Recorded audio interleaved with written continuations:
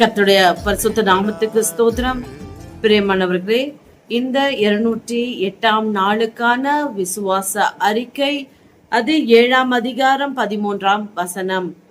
உன்மேல் அன்பு வைத்து உன்னை ஆசீர்வதித்து உனக்கு கொடுப்பேன் என்று உன் பிதாக்களுக்கு ஆணையிட்டு கொடுத்த தேசத்தில் உன்னை பெருக பண்ணி உன் கர்ப்பகனியையும் உன் நிலத்தின் கனிகளாகிய உன் தானியத்தையும் உன் திராட்சரசத்தையும் உன் எண்ணெயையும் உன் மாடுகளின் பலனையும் உன் ஆட்டு மந்தைகளையும் ஆசீர்வதிப்பார்.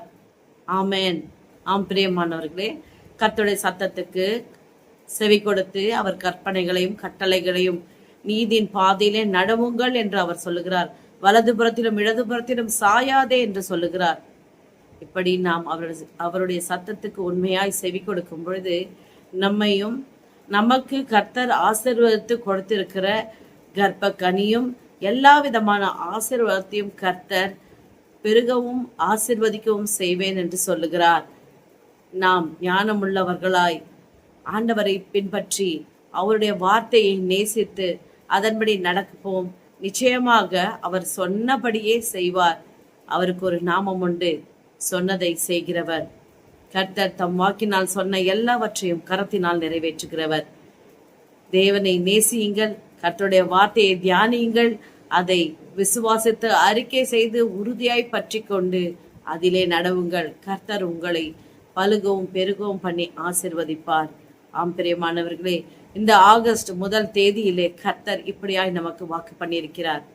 அவருடைய சத்தத்துக்கு உண்மையாய் செவி கொடுத்து நாம் அவரை சார்ந்து கொள்ளுவோம். இப்பொழுது விசுவாச அறிக்கையை ஏற்போம். சர்வ வல்லமை உள்ள தேவனாகிய கர்த்தாவே, பூமியிலே உமக்கு ஒப்பான தேவன் ஒருவரும் இல்லை. ஆண்டவரே, நாங்கள் உம்மை சார்ந்து கொள்ளுகிறோம். அப்பா, உண்மையில அன்பு வைத்து உம்மை நம்பிக்கையாக நாங்கள் வைத்திருக்கிறோம். ஆண்டவரே, நீரே எங்கள் கோட்டையும் எங்கள் துருகம், எங்கள் கண்மலையும் எங்கள் மீட்பரும் எங்கள் சகாயருமாய் இருக்கிறீர். ஆண்டவரே, உண்மையன்றி வேறு எந்த சிருஷ்டியும் நாங்கள் ஆண்டவரை தொழுது கொள்வதில்லை என்று அறிக்கை பண்ணுகிறோம். தகப்பனே, நீரே எல்லாமாய் இருக்கிறீர். ஆண்டவரே, உலகத்தில் இருக்கிறவனும் எங்களுக்குள்ளே இருக்கிற நீர் பெரியவராய் உயர்ந்திருக்கிறீர். இயேசுவின் நாமத்தில் ஆமேன். ஆம். பிரியமானவர்களே, விசுவாச அறிக்கையிடுங்கள். இந்த மாதத்தின் முதல் நாளிலே இப்படிப்பட்ட விசுவாச அறிக்கை நீங்கள் செய்து இந்த மாதத்தை தொடங்குங்கள். கர்த்தர் உங்களை அளவில்லாமல் ஆசீர்வதிப்பார். God bless you.